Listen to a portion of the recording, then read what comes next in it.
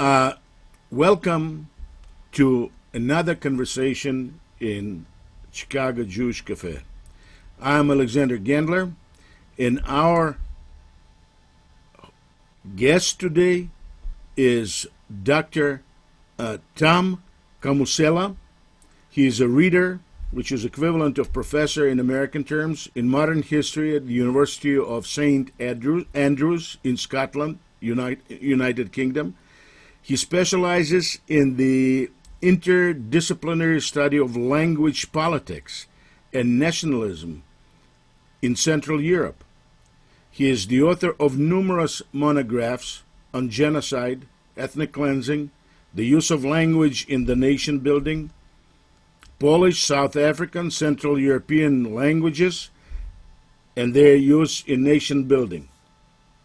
He co-edited such works as The Social and Political History of Southern Africa's Languages, the Palgrave Handbook of Slavic Languages, Identities and Borders, subtitle of that volume, and Creating Nationality in Central Europe, and many more.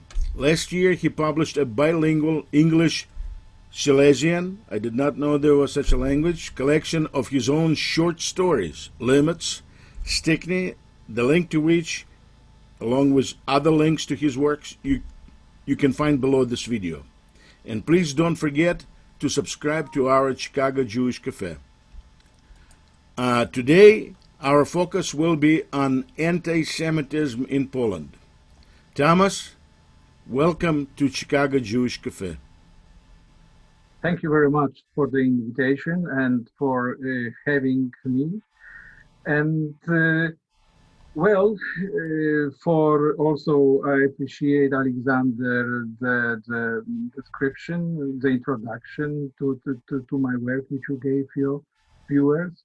The topic which we are going to talk today is an important topic because it has all kinds of ramifications which continue to this day.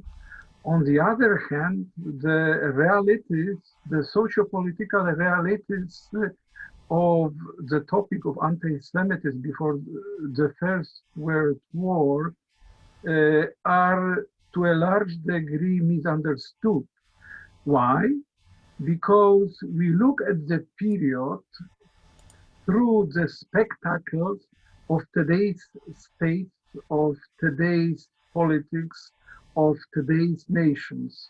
And the world as it existed in this part of Europe, in Central Europe, was pretty imperial. There were three empires were between which, or on the territories of which, the present-day Polish lands were contained, and the empires conducted different policies toward Jews, and however the policies from today's perspective were anti-Semitic in different ways. We can talk about it at length when there will be some questions. On the other hand, it was also the period of modernization. What do I mean by that?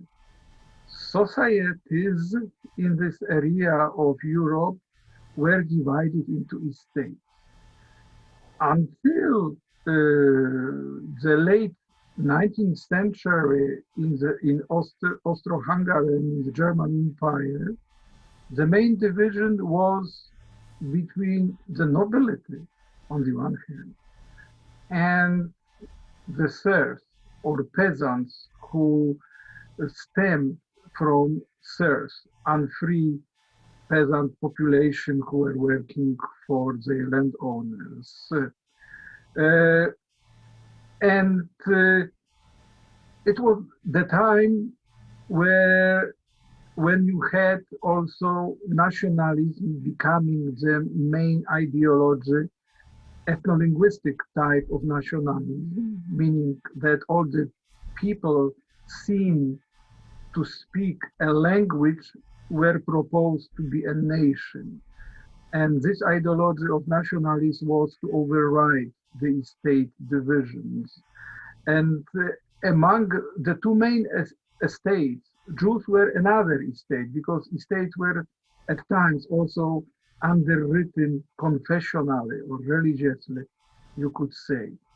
So Central Europe was overhauled after the First World War, this big conflagration which destroyed the empires into nation states. And the nation states, as they were created, especially after the First World War, were created in line with this ethno-linguistic nationalism. Tom, I'd like to ask you if you can. This is an amazing thing, because this is what you just said. Very often is overlooked. Because empires, nation states. America was one of the big proponents under Wilson of national self-determination. And the result was First World War and horrible Second World War. But I want to ask you a question. How does this nation-state building play into the ultimate end, not only of Polish Jewry, but of two-thirds of European Jewry? Does it have any connection? Yes, it has. Just to finish it, because I wanted actually to talk about Woodrow Wilson and his proposition to overhaul Central Europe into nation states, the proposition which was not applied obviously to Western Europe. No one was proposing seriously that Gaelic-speaking Scots should be walled off into their own nation state separate from Britain, although the case of Ireland and the uprising in Ireland and the creation of autonomous Ireland in 1922 kind of followed this logic. However, most importantly, the big project of creating nation states for ethno-linguistically construed nations excluded Jews, because no one proposed and no one seriously considered a state for Jews. On the other hand, the ethno-linguistic nationalisms in line with which the nation states were created excluded Jews. And excluded Jews not on the ethno-linguistic basis, because many of these Jews were happy to adopt and speak the language of the nation state of the nation state of their resident, be it Polish, be it Hungarian, be it Slovak, be it Czech, be it Russian, you name it.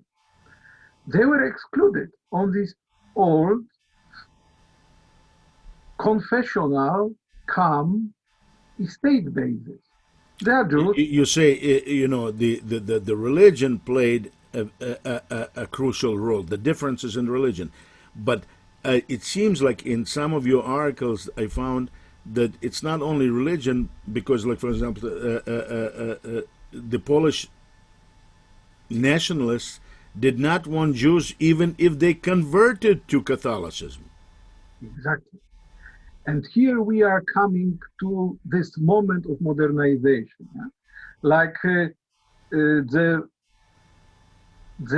writer and politician of the turn of the 19th century, I just want to emphasize it, Julian Ursyn Niemcewicz, who was active in Poland, Lithuania when it still existed, Rzeczpospolita, in the late 18th century.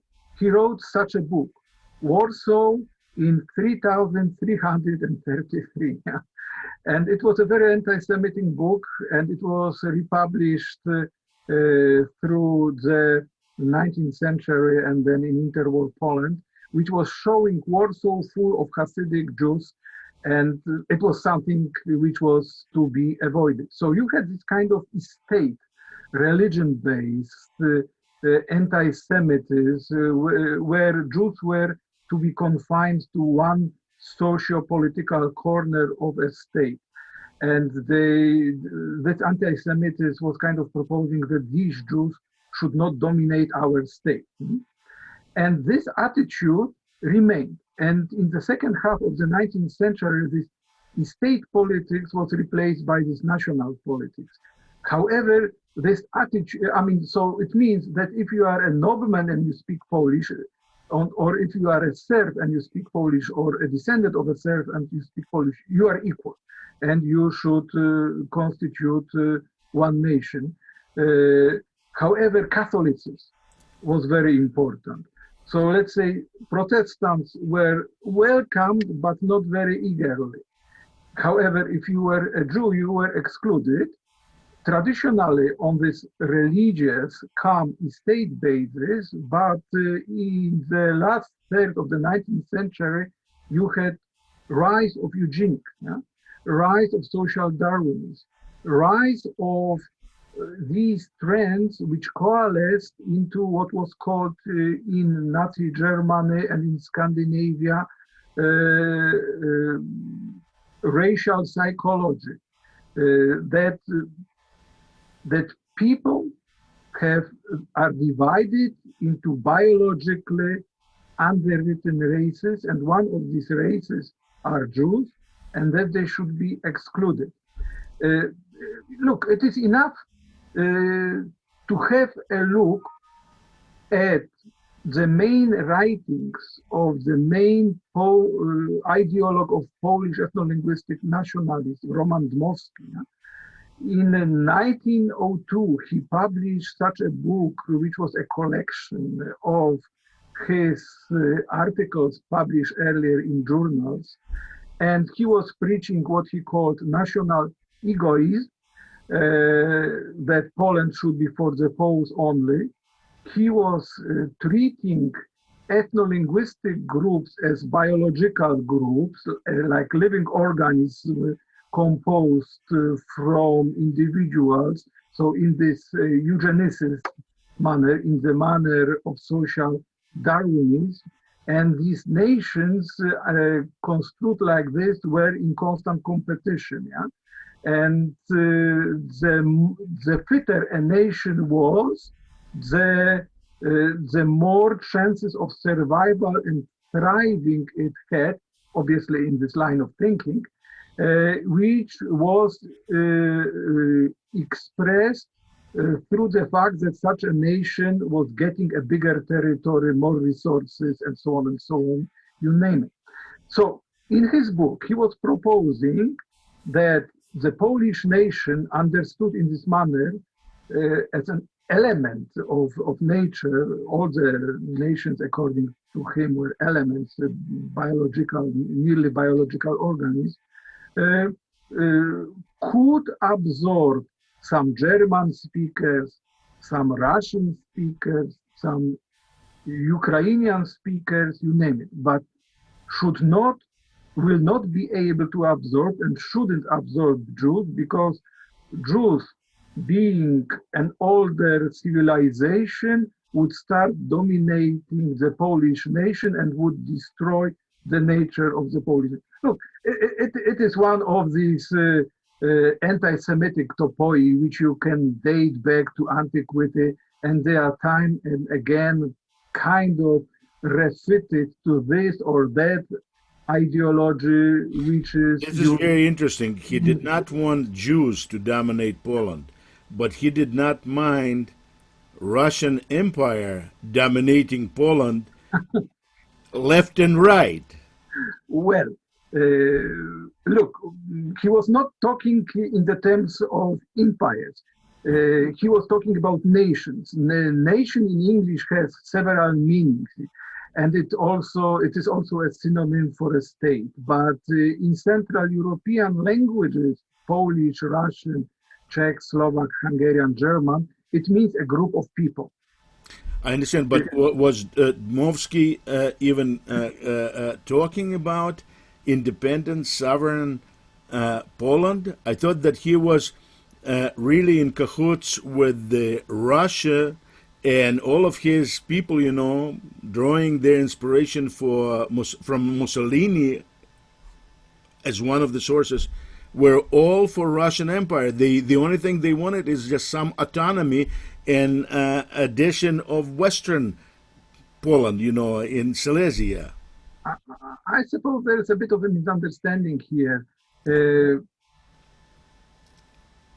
He hoped for a quote unquote reborn Poland. Yeah, he was equating quite wrongly, as I'm pointing out in my book, The Un-Polish Poland, that this reborn Poland would be reborn Poland-Lithuania. Obviously, you cannot recreate just states which disappeared 100 years ago and they were of a different nature. And when he was publishing his books before the Great War, he was publishing them in the Russian Empire. So he couldn't openly call for an independent Poland. That would get him into a prison. So but he was talking about the Polish nation, and the Polish nation which should have its own state. And his readers were getting it. Yeah, there was no need to explain that the idea was that it should be independent in the end. Obviously, no one thought that such an independence would be possible.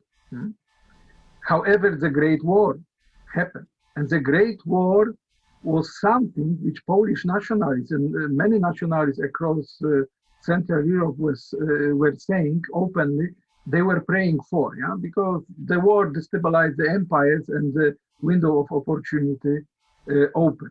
And now, Dmowski was loyally pro-Russian because he hoped Russia, post-war Russia, would help him establish a Polish nation state created in accordance with his ideas. And also that Russia would help him to get rid of Jews and place the real Poles in the place of Jews in cities and in industry. Well, he wasn't saying it's so open. I mean, he wasn't proposing such a concrete program as you are kind of trying to show. However, his program was that Jews are not part of the Polish nation. Even if they want to become members of the Polish nation by conversion, by adopting the language, they should be stopped because they would corrupt a future Polish nation. Yeah? And let's say his bête noire, Józef Piłsudski, he wanted a Poland which would contain many nationalities with all kinds of autonomous measures. I don't know if he really meant it or if he was playing it, but it made him popular among Jews at that time, among Belarusians, Ukrainians, Lithuanians. But he was staking his hopes on the German Empire, that the German Empire in the struggle against the Russian Empire would allow him to establish such a Poland.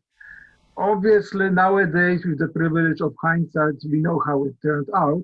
But at that time, it was quite a logical thing to do from his perspective of wanting to recreate Poland-Lithuania as a new Poland, because in the Russian Empire, you had over 80% of the territories of the former Poland, Lithuania. And Piłsudski's program was not anti-Jewish, anti-Semitic, although he was treating Jews like, I would say, Polish-Lithuanian nobles. Okay, they have their roles, they have their corner, fine, but obviously the country would be ruled by Poles. In Piłsudski's meaning, it was descendants of the Polish-Lithuanian nobility. Today, 100 years later, seems to me like it was division of Dmowski won over the vision of Pilsudski, no? Exactly. Basically, when interwar Poland was created, it was, a hybrid. some ideas of Dmowski were implemented, some ideas of Piłsudski were implemented. 1/3 of the country's population were ethnically non-Polish, so they were not speaking Polish. Obviously, they learned Polish as a second language, especially educated people, and they were not Catholic. That's why when Poland was recreated under the tutelage of the Soviet Union, Stalin recreated Poland as an ethno-linguistic nation state following the fashion of Dmowski's thought, because that's what the majority of ethnic Poles wanted. And he created Poland without minorities. And he fleshed out the ideas of Dmowski. And he did it not because he liked the Poles, he wanted Poland to be an independent country, because it worked for him from the geopolitical perspective. He shifted the territory of post-Second World War Poland 300 kilometers westward. So in today's Poland, 1/3 of the territories used to belong to Germany before the Second World War. So the only guarantor of the territorial integrity of Poland and of the new Western Polish border was the Soviet Union. That's why when the Soviet bloc collapsed and the Soviet troops started moving away from many countries of the Soviet bloc, actually, the Polish prime minister asked Gorbachev that the Soviet, then Russian troops should stay in Poland as long as it takes before Germany ratifies the Polish-German border treaty as part and parcel of the 2+4 treaty, which actually underpins the reunification of Germany. And the treaty was ratified, it was signed by Germany in 91, but ratified by Germany only in late 92, so that the Soviet troops withdrew from post-communist Poland only in 93, not in 89. So the Poles should say thank you to Stalin and then Gorbachev and for what they have now? Well, you know what, these are ironies of history, which are pretty well known to historians, which are pretty visible from the international treaties contracted. But however strange it may sound to you, these stories are not well known or appreciated by people in the street in Poland or in any other country, because what you learn at school is the national master narrative.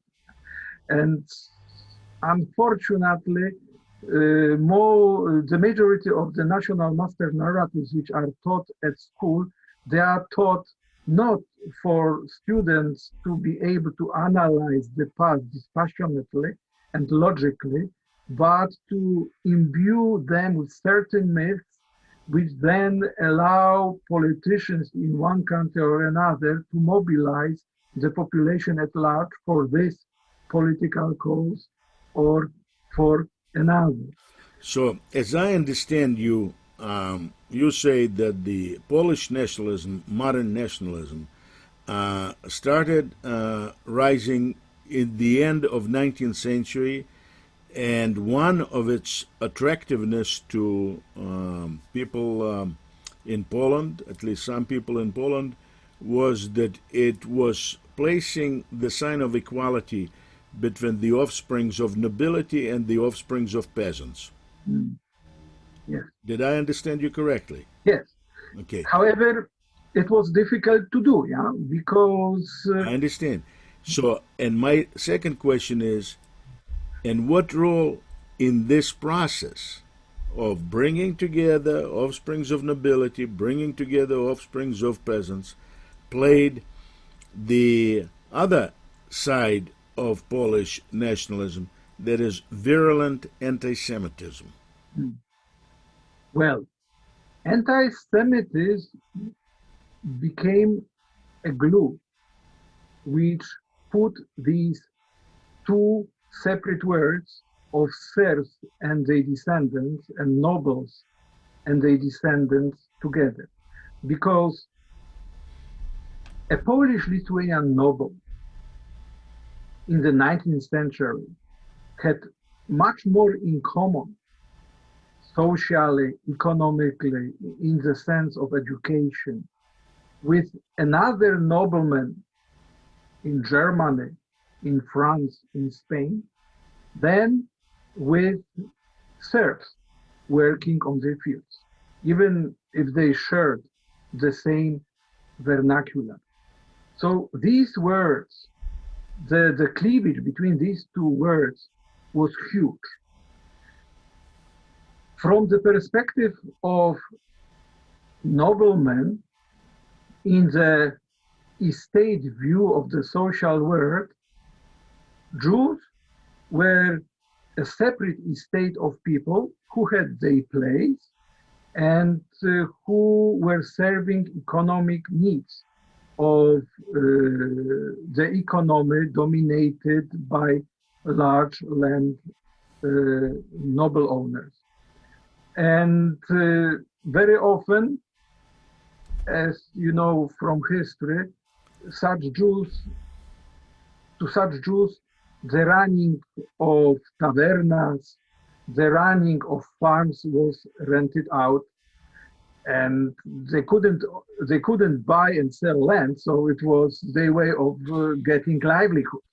But from the perspective of the serf and then post-serf peasant, the Jews were the agents of the noblemen who were oppressing them. Yeah?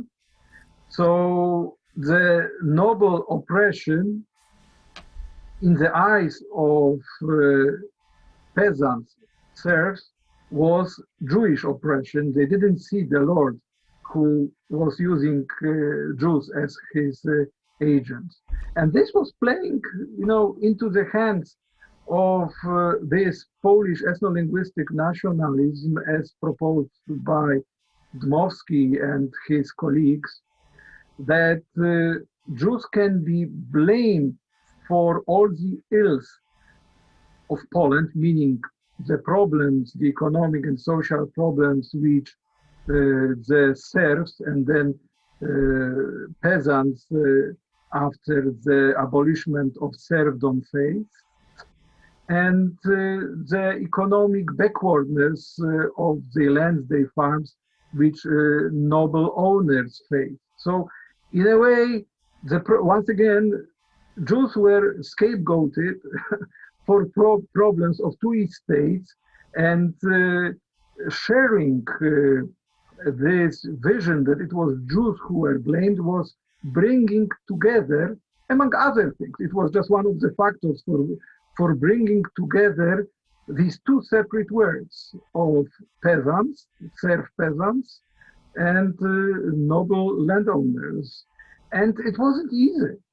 It took long. I mean, the ideas were first proposed by Popławski, Dmowski's teacher, in the 1870s. Yeah?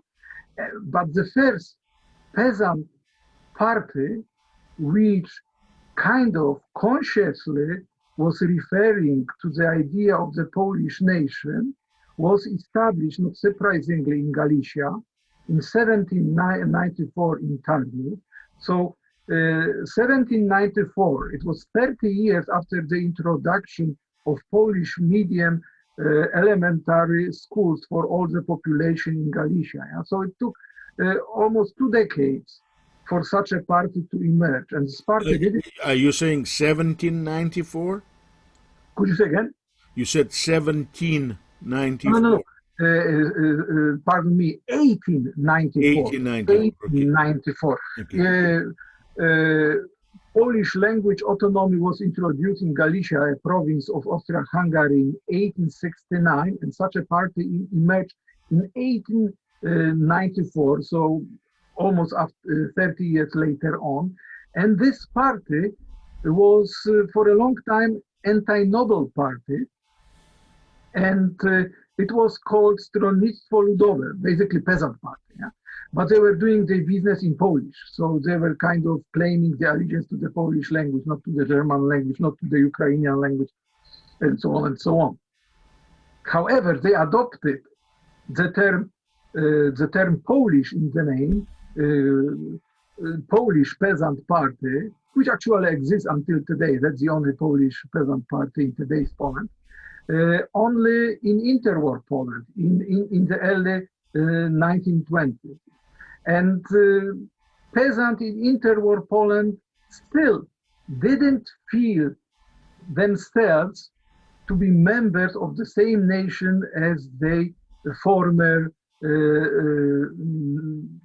noble landowners. It took only the communist Poland, which kind of leveled out these differences. However, in interwar Poland, both noble elites who became So basically, you're saying that the communists in Poland played the role of national communists. Mm-hmm. Exactly.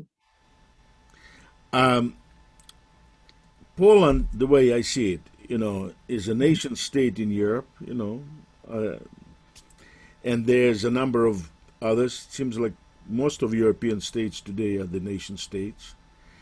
And the dynamics that we're talking about, that you're describing in Poland, it seems to me like present in many countries in Europe, not only in Poland, in many nation states of Europe. In Poland, just because of history and situation, it seems like it became extreme. But is there any country in Europe that actually wants Jews there? Oh yes, Albania. I know. Albania, but yes, Albania has a special. I'm not joking. Okay, let me just. I'm not saying that you are joking. I'm not saying you are joking. I'm aware of it. I would like to speak briefly about Albania because that's not our topic. If you ask such a question, anti-Semitism is pretty widespread across Europe, as we know. It may be less or more acute, but it is out there. Not among all the population, but this attitude, this sentiment is there. The only country, to my knowledge, where you do not come across anti-Semitism is Albania. Why do I say so, and what kind of a proof do I have for it? Look, Albania is the only country in German-occupied Europe where the number of Jews during the Holocaust was not reduced, but actually grew tenfold, because refugees were coming to Albania, and despite German orders to create lists of Jews for deportations, the Albanian collaborationist government refused. And they never gave up Jews, and they were protecting. How many Jews are we talking about? Not many, but still quite a feat.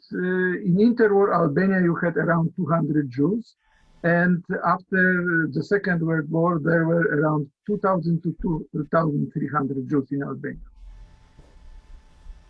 But Albanians, but the Albanians were pro-German.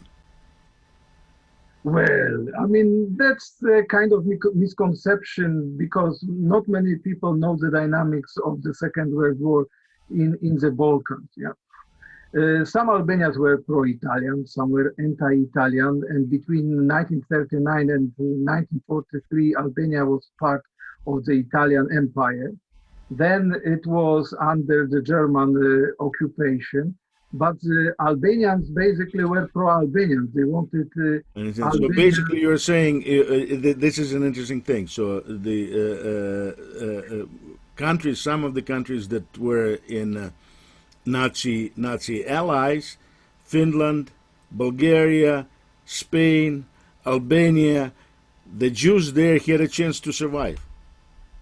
Wait, Spain was never occupied, so I would exclude Spain. Yeah, But it was ally of Germany. yes, but they were not following German orders. Okay. So that's why I limit this generalization only to German occupied Europe. Okay. Finland was not occupied by Germany. However, it was an ally of Germany. Jews were few and apart, and they were well assimilated. However, I won't be speculating here. I don't know the case of Finland too much. However, I know the case of Bulgaria. It is a misconception that Jews were saved in Bulgaria. I'm talking about the Bulgarian Jews. I do not mean the Jews that tried to find the refuge in Bulgaria. They were turned over to Germans for execution. Yes, I understand. I'm also talking Bulgaria. Okay. But Bulgaria, remember, got part of Yugoslavia and Greece. Mm-hmm. And these parts were incorporated into Bulgaria. From these territories, Jews were sent to Auschwitz and Treblinka to be killed. Yeah. So Bulgarians, from their territory, from their state, large state, but still, they were claiming it as their state. They gave up these Jews. So not only Jews that ran from Austria. Yeah, but let me finish. Yeah, the idea was that the Jews didn't have Bulgarian citizenship, and obviously refugees didn't have Bulgarian citizenship. And when the new territories were incorporated into Bulgaria, Bulgarian citizenship was automatically extended to all the population except Jews. So they were following the Russian idea of inorodцы, yeah, that Jews are permanently alien. Even if they have lived in our territory for 1 millennium, they are the others and they should be excluded. On the other hand, yes, Jews living in Bulgaria proper, if I may say so, were saved because the Bulgarian Orthodox elite and church rebelled against the German order because they saw it as the breach of Bulgarian sovereignty, but it didn't actually lessen anti-Semitism. These Jews were saved. Fine, they were not killed, but they were simply gathered together and sent to forced labor camps, and their property was taken away by the state and the Bulgarian neighbors. So yeah, they were saved. They saved their lives, which is a great thing. After the Holocaust, yeah, but their livelihood was taken away from them. The only place where Jews were saved actively, even foreign Jews, and their property was not seized, was Albania. That's why Albania stands as the country where they were protected. This is a very interesting thing, because Albania deserves an hour all of its own. The Albanian relationship with Jews and history of those relationships. This is a fascinating thing because, it seems like Muslim, a little bit Christian, country, with particular history and with a different attitude toward Jews than any other country in Europe. Not maybe as many other. Look, as you said, we would need an hour for it. Basically, the tradition of toleration goes back to how society was organized in the Ottoman Empire into millet or ethno-confessional groups. You say a tradition of toleration, but Hoxha, the communist dictator of Albania, did not show any toleration to anybody whatsoever. It seems like toleration that you're talking about of Albania did not play itself out on Albanians or anybody else at the time of Hoxha. Okay, that's a completely different story. And I could continue in this direction, but probably that. No, let's just move back to Poland, because Poland is of great interest to me. In my last book, Hurbem, about the Russian genocide of Russian Jews during the First World War, I begin the book by showing the map of front line between Germany Mhm. and Russia in 1914 Mhm. as it goes through Poland. Mhm. The front line that basically remained through 14 and 15, you know. And on Russian side, there's many, many, many places of pogroms. That is Russian army together with Polish locals killing Jews right and left. I'm not talking only about deportations and driving out from homes. And on the German side, not a single pogrom, Mhm. despite the fact that they were also Poles. Mhm. Mhm. Well, that's pretty easy to understand. You wrote the book, so you know that the tragic tradition of pogroms, which were kind of silently approved by the powers that be in the Pale of Settlement, became a kind of tradition after the assassination. I forgot of the Tsar because But it's not simply tradition. It's not simply tradition. It's an attempt by Russian army to establish Poles as faithful allies in war against Germany. And what they wanted to do, the chief of staff, general staff, Yanushkevich, and Nikolai Nikolaevich, the uncle of Tsar Nicholas II, they decided they were going to feed Jews, body and soul, to Polish anti Semites by giving them all the land and factories and businesses, the property. I look. I know about the events. I know about the pogroms, but I don't know if there was such an order. But you studied it. I didn't read your book, so I want. I apologize. I did not mean to. I'm going to send you the book as a complimentary copy.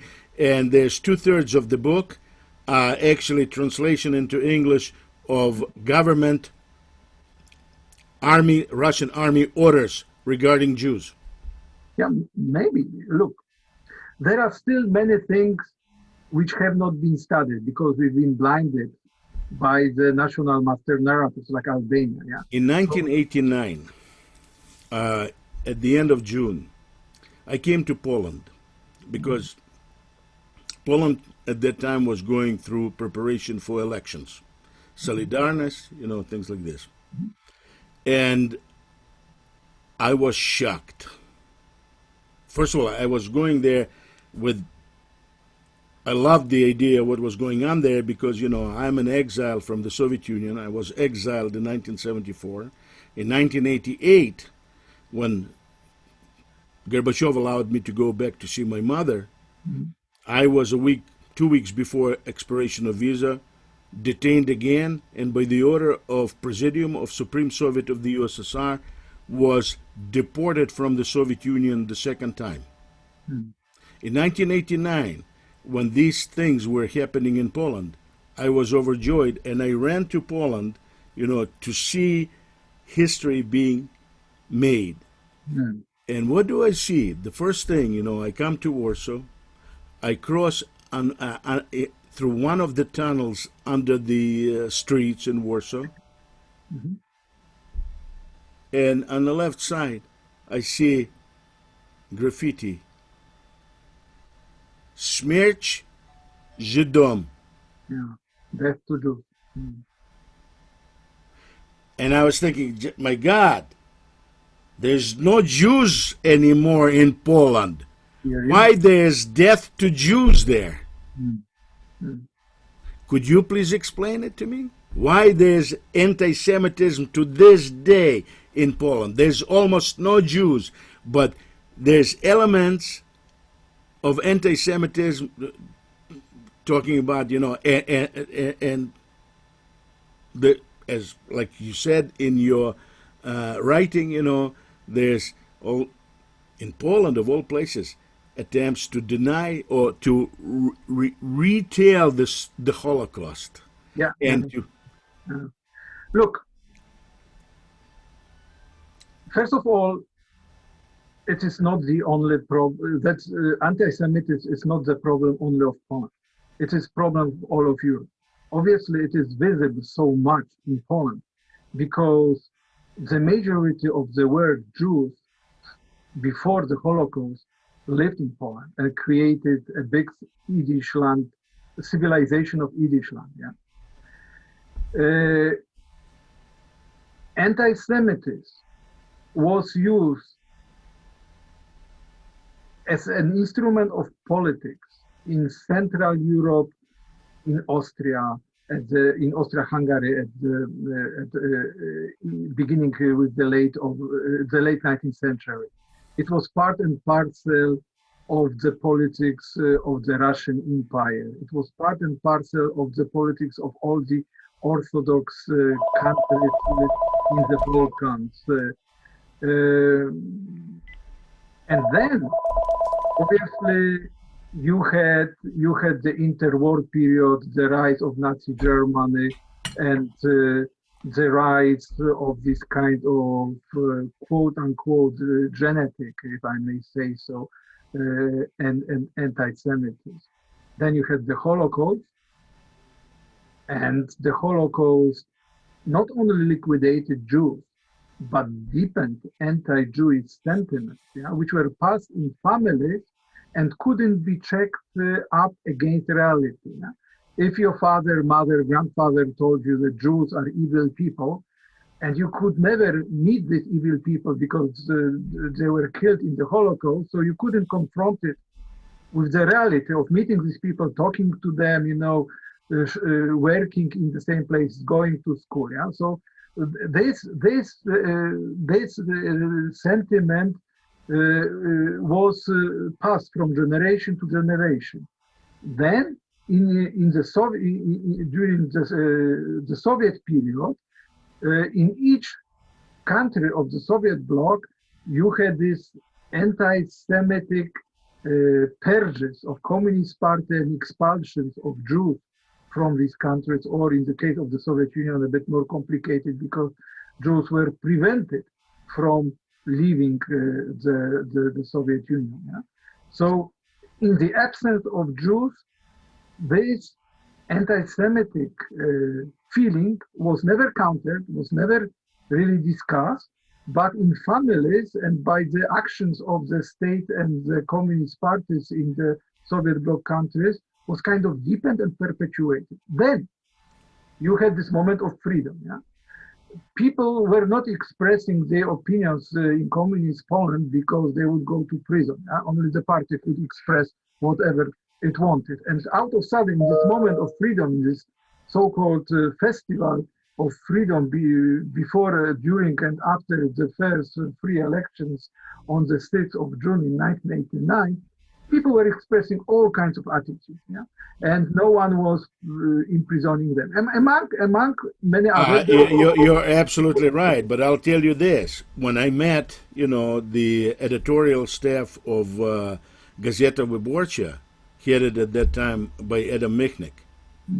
So they were sitting on this side, I was sitting on this side, in their offices. And I asked Michnik, what about Jews in Poland? Because I was under the impression, as I was coming, this death to Jews, in underground, he froze up. He did not want to talk about. It seems to me that at that time, maybe it changed since then, and Gazeta Wyborcza is no longer what it was in 1989. But at that time, it seems like he did not want anybody to remind him that he was a Jew. I'm not surprised, because at the time, the mass media were playing it down. However, but it's not only mass media playing it down. It's the Jews, remaining Jews in Poland, did not want to think of themselves as Jews, period. Did not want to be recognized as Jews. I know, but obviously it's changed. And however, at the time, probably you could call it Stockholm syndrome. Yeah, you started thinking like the population around you. You were blending in. However, very soon Gazeta Wyborcza and other political forces in Poland, with the exception maybe of Konfederacja Polski Niepodległej, the confederation of these nationalist groups, they started talking about these issues. Like in 91, the German minority was recognized. The Jewish minority was also not maybe recognized, but the recognition was kind of de facto renewed with the help of the state and so on and so on and so on. And anti-Semitic attitudes started to be combated with legal methods. Not that they were absent, but you could talk about it. Jan Tomasz Gross was invited to Poland, got Polish national decorations, and people who were expressing the anti-Semitic attitudes, like Leszek Buber, he was publishing this kind of trashy books. Everyone is a Jew, and everyone is kind of scheming to destroy Poland. So he was a lunatic. No, but probably what you are referring to, something changed in Poland. In 2015, when the Law and Order Party, Peace Party, got into power, they decided to do away with its old established, or not maybe old, but the established tradition, not allowing anti-Semitism and other similar sentiments like anti-Tsiganism, for instance, which is also pretty widespread across all of Europe, to be part of the political lexicon and programs. Out of sudden, people beginning in 2015 start expressing anti-Semitic views. I've lived abroad for I'm originally from Poland, but I've lived abroad like 20 years. I just saw this clip in December 2015. Arabic Polish nationalists burning basically an effigy of Jew in the very center of Wrocław, Breslau. I was shocked. I thought the guy would be incarcerated in no time. And he wasn't. And Kaczynski, who's... Quite the opposite. Not only he wasn't, but in 2018, it seems like they passed a law prohibiting anybody reminding Poles about their active collaboration with Germans in killing of Jews during the Second World War. Okay, let's stop here, because now we are jumping ahead in covering the events in the period after the fateful 2015 elections. So this guy Rybak, that his surname, was allowed off the hook, and why? Now we know, because Kaczynski kind of courts this extremist part of the Polish electorate in order to get votes. That's pretty cynical. In order to get votes, he actually, by his decision for not penalizing this kind of political behavior, he encourages this political behavior. And obviously, this act, which was passed by the Polish parliament and dutifully signed by the Polish president, because, as you probably know, the political system in Poland is a kind of a soft dictatorship. Prime Minister and President are taking orders from a person, Mr. Kaczynski, who refers to himself as an ordinary MP of the Polish Parliament. They take orders, and whatever he decides, they do, and they passed this law to penalize anyone, as you said, talking about the collaboration of ethnic Poles, meaning Catholics, with the German Nazi administration to exterminate Jews and Roma, and who and other people, or to talk about the Polish concentration camps, although such ones existed after the end of the war. I will be going there to Upper Silesia. Some of my family were in such camps. How's that? That was crazy. They decided to politically control scholars, muzzle the freedom of speech, the freedom of research, and you know, there was an uproar from Israel, and rightly so, and from the US, and the law was swiftly, not quickly, but swiftly retracted. Yeah. However, these attitudes do remain. This reawakened anti-Semitism, considered to be a legitimate part of the political scene, is nowadays with us in Poland. And not only in Poland. In Slovakia, you have Kotleba. He's using very similar kind of arguments. And look, I, as a historian, that's one of the craziest things ever, because it seems that the level of anti-Semitism is approaching the levels last time observed in the early or the mid-1930s. However, the object of hatred is not there, yeah, because there are no Jews, yeah. The only place in Central Europe where you have Jews, larger community of Jews, is Hungary. And obviously now with its anti-Semitic rants of Orban against Soros, these Jews begin to feel threatened, but still they are not free. Well, they felt in Hungary, they felt threatened before too. I mean, just very difficult situation for them, you know. I remember. Yeah. But on the other hand, you have bigger communities of Jews in Ukraine. And yes, there is anti-Semitism in Ukraine. But Ukraine is a separate, look at this, a Jewish president. How do you like that? Of all places. I know. Probably it shows that anti-Semitism can be overcome, yeah? Like, I'm not going to agree with you that this is an indication of anti-Semitism overcome in Ukraine. I'm sorry. Not maybe overcome, but in Poland it is unthinkable. Yeah, because Ukraine, you know, one of the that a Jewish person would become nowadays president or prime minister, but in Ukraine it happened, you know. So in Ukraine, because Ukraine, by its very nature, is split in different segments, linguistically, religiously, culturally. So, and one of the problems with why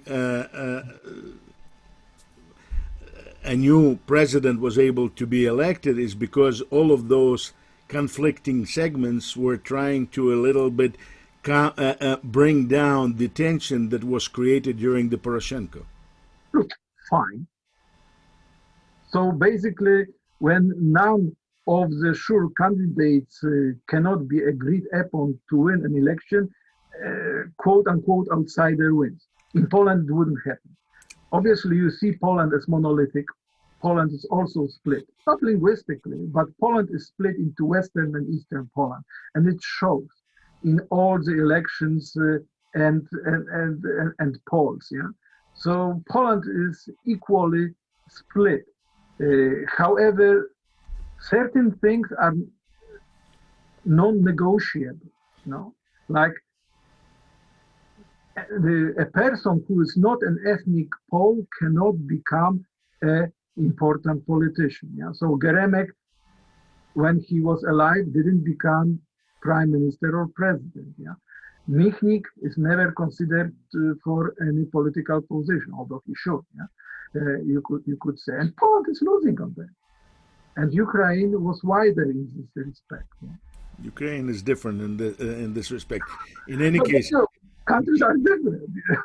But countries are different. But for me, as a historian, it is good to compare, because such a thing like a person who is not emphasizing his Jewish origin, but people know he's of a Jewish origin. But out of sudden, Jewish origin doesn't matter. He can become a president. Well, as I said, in this particular case in Ukraine, his Jewishness actually did matter because people did know about it, and they felt, look at this. At least it's not going to be putting, Russian Orthodox on the Ukrainian Orthodox, and Greek Catholics against Orthodox, and on, and Russian speakers against Ukrainian speakers. So that is the thing. So they decided let him be. He's a comic, and maybe it's going to come down. I hear you. But simply, if such a consensus candidate existed in Poland, this anti-Semitic sentiment to which we have devoted our meeting would have prevented the power that be from accepting such a candidate for outstanding post. Yeah.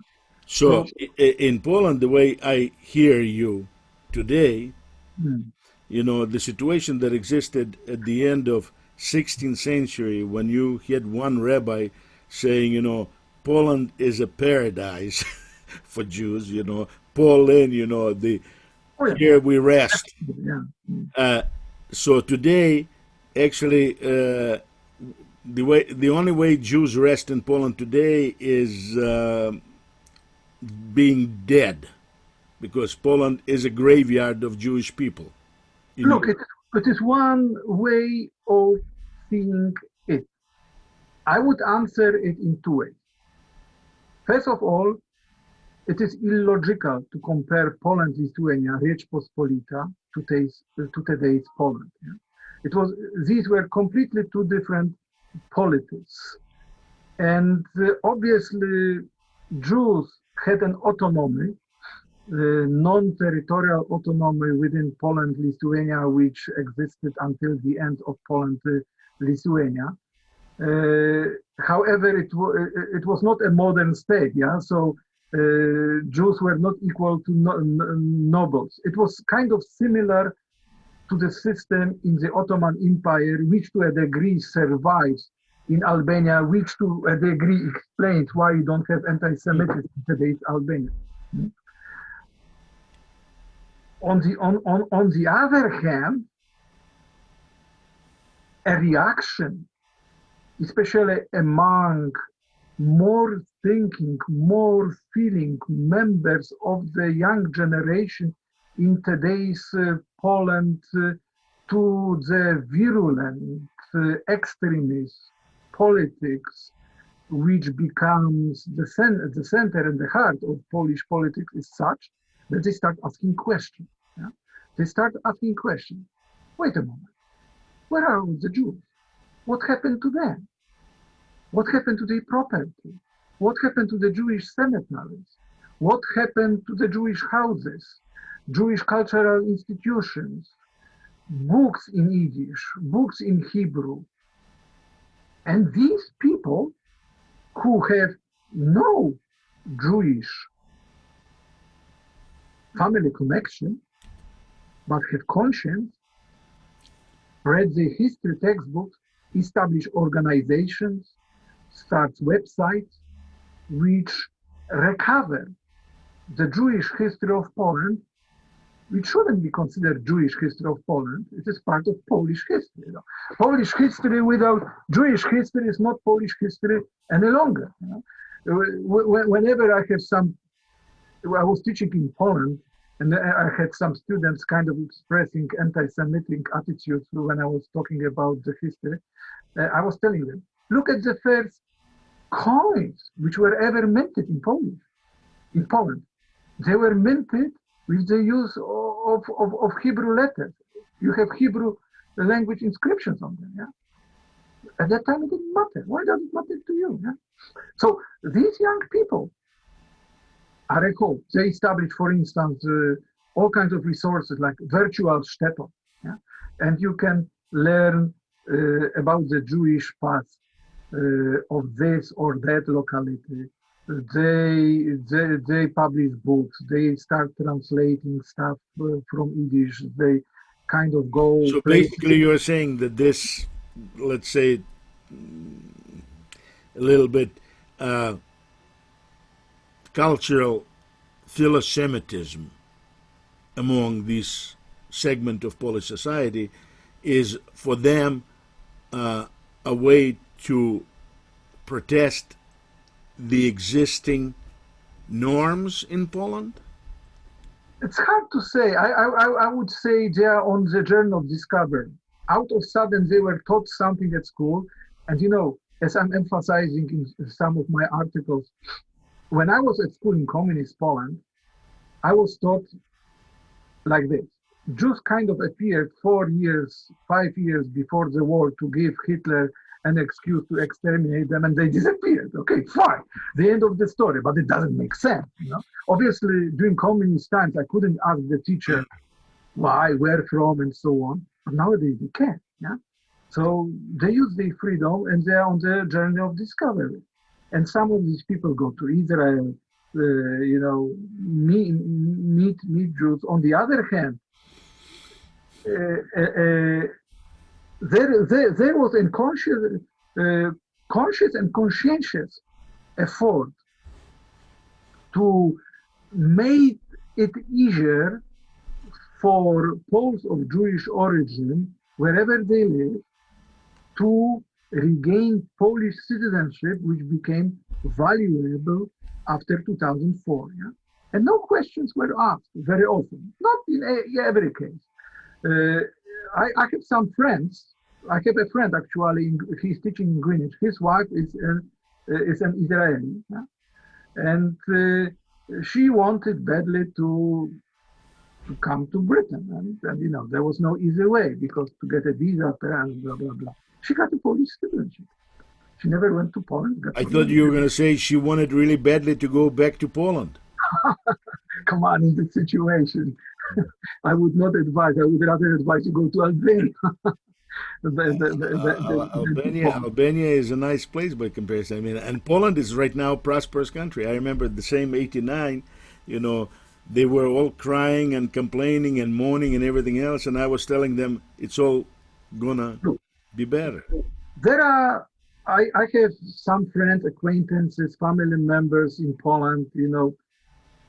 Anti-Semitism has become, kind of an unthinking, unreflected element of people's attitudes in everyday life. I'm not talking being a politician and, burning an effigy of Jew.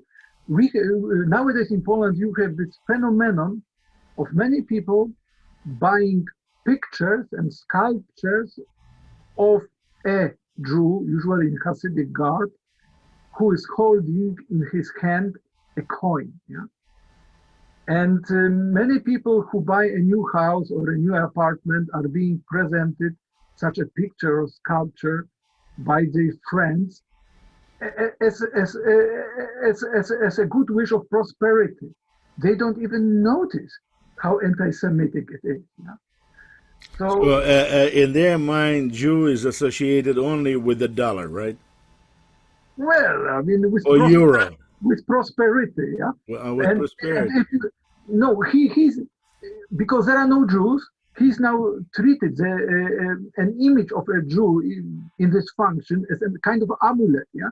If you do they like in your article? Do they also, when they go down on the knees before the Jew, they're in a church on a cross, do they also think of that guy as a Jew?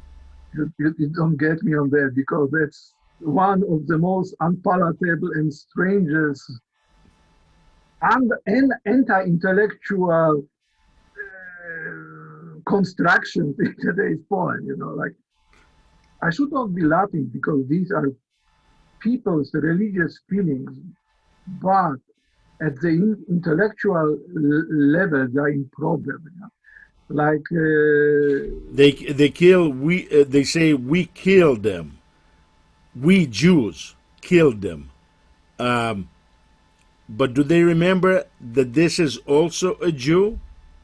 No, Obviously, in Poland, if you talk to an average Pole, not to educated person who did study research, to many people, if you tell them, Jesus was a Jew, they would be surprised, and their first reaction would be to deny you. And if you tell them that Holy Virgin Mary is a Jew from Palestine, they would be taken aback. No, she's from Częstochowa.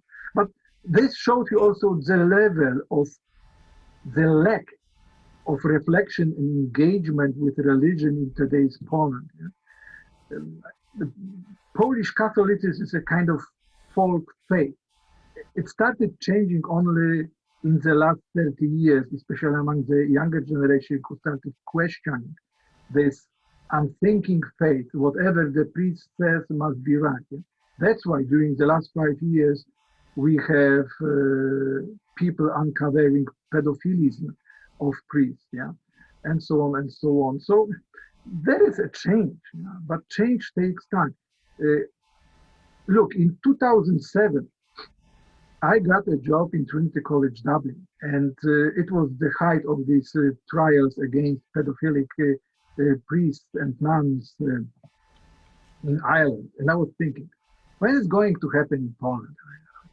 I was kind of despairing because it's happening. You know, from these whispered stories of friends, acquaintances, that this or that boy or girl attending religious instruction was abused. But it started happening. So basically, that's why I would say these young people who devote their time, efforts to establish all these kind of electronic resources and uncover the past about Poland's Jews, they may be a future after Kaczynski. I'm not saying for sure, but they may or may not be a future, because it seems to me like in many countries of Europe, not only in Europe, but this idea of mono ethnic state is not going away. It's actually building up. I know, but you see, the craziness of it is that if you follow the letter of ethno-linguistic nationalists, religion doesn't matter. So all the people who speak Polish should be Polish, full stop. And actually, to a degree,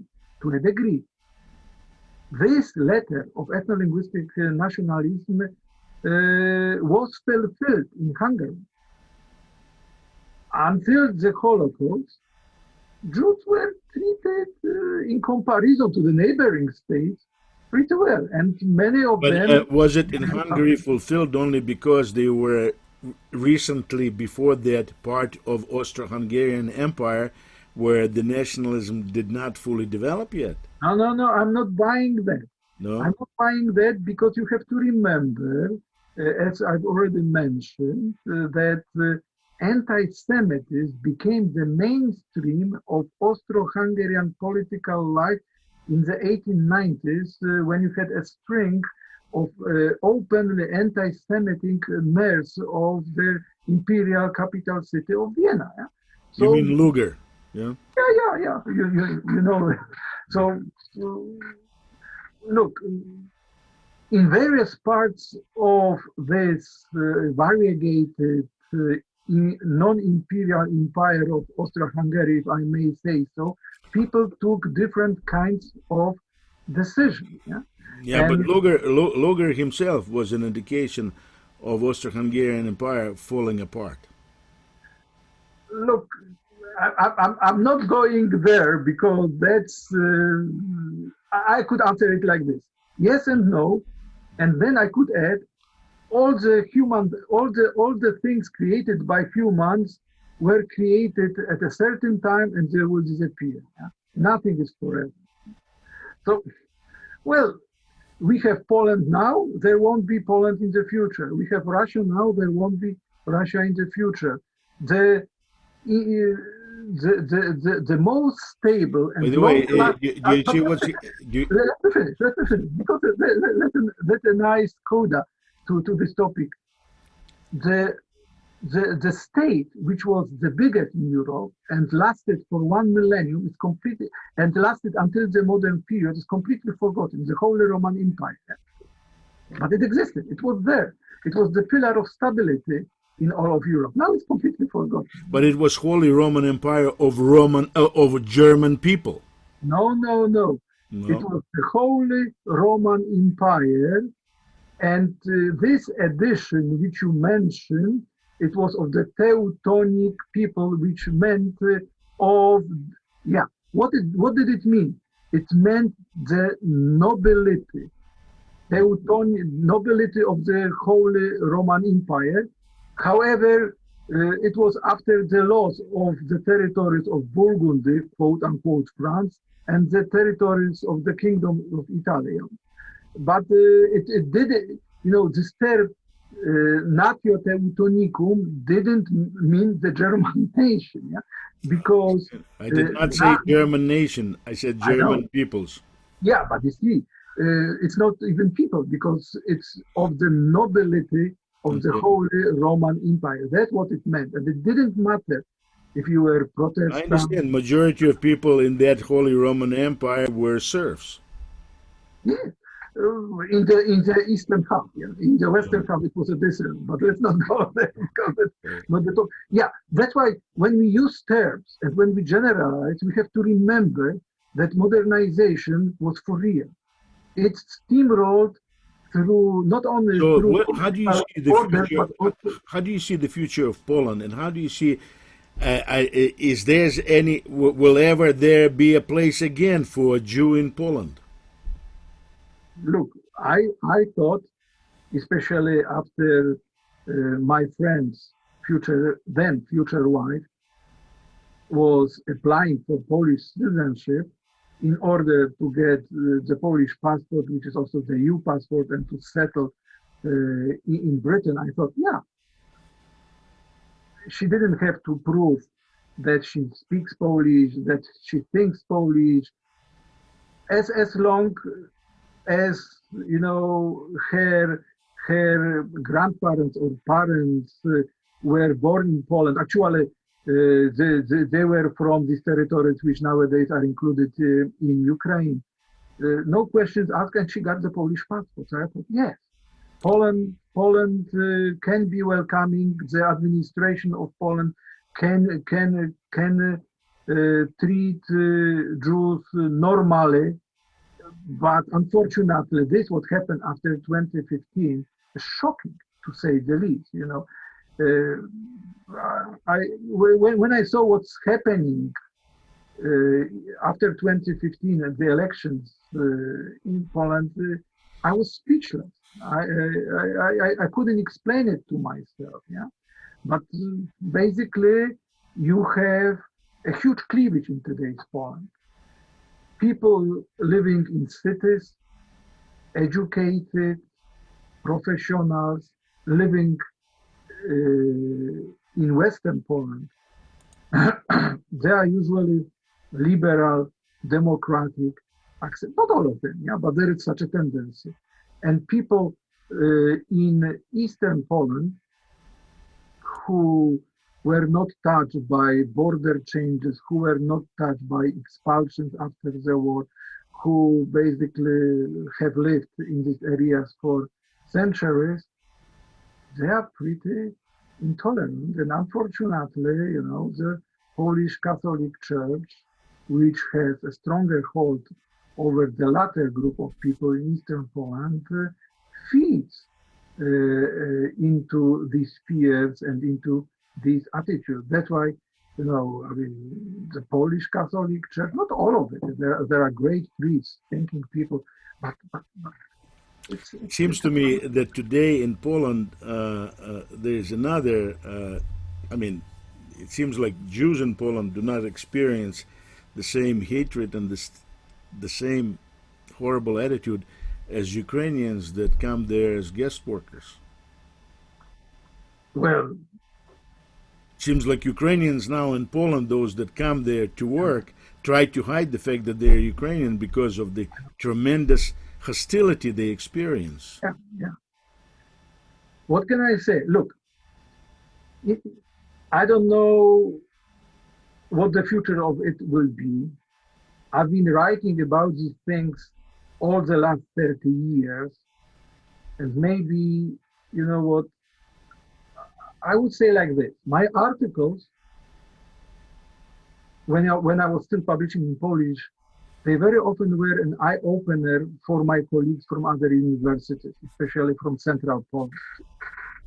They were coming up to me and, we didn't know it is like this. We didn't know that looks how then. That's the problem of the ethno-linguistically homogeneous thing. Yeah, you think that everyone in this country has the same position as you and thinks like you and experiences the world like you and has have the similar family past like you. Yeah? So then I realized the fact that my family comes from Upper Silesian.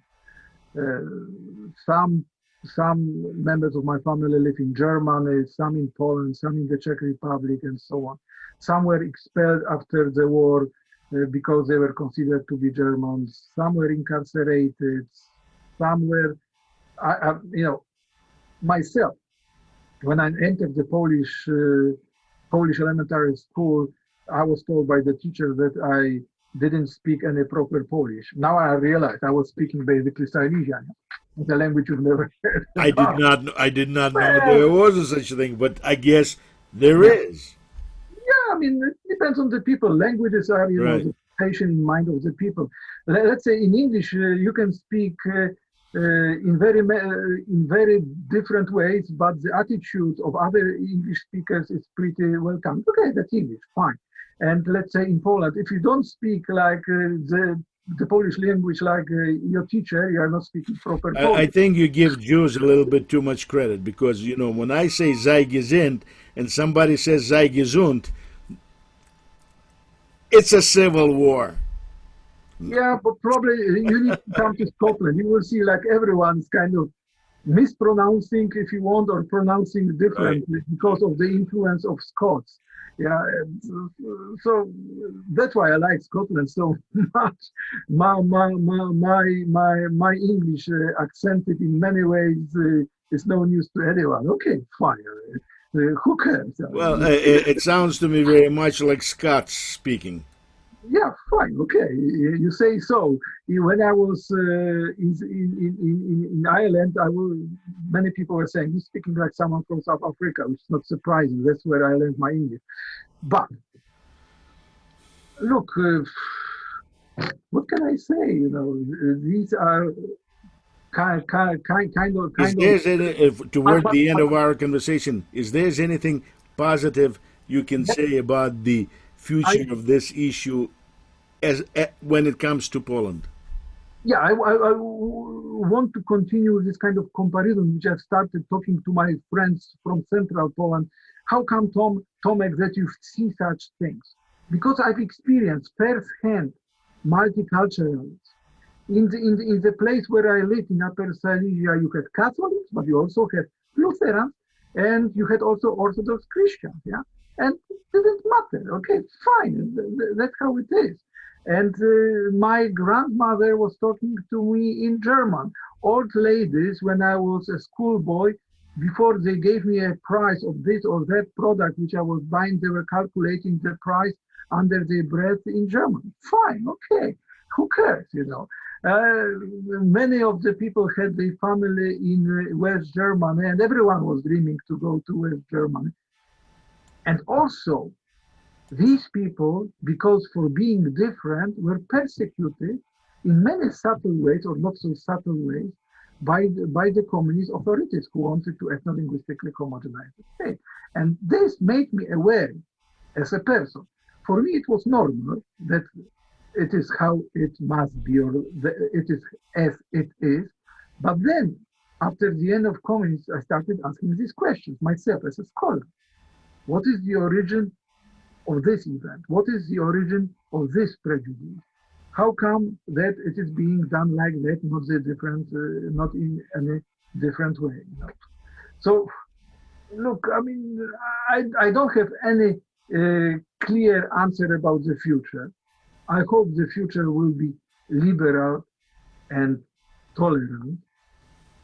But in a way, I don't know when it's gonna happen, and probably you realize I'm teaching at a Western university because I was tired of the Polish academia, which in the case of the social sciences and the humanities was pretty intolerant of my research. And here I'm loaded for my research into the matters which I touch in Poland. I, I was given difficult time. And Tom, it's not only people in Scotland that appreciate your scholarship. I personally appreciate your scholarship very, very much. Very much. I'm going to read more of your work, and I'm going to be very grateful that you came to Chicago Jewish Cafe, and I want to say thank you very much for your thoughts, for your time, and for the things, the way you think, because 99.9% I agree with them.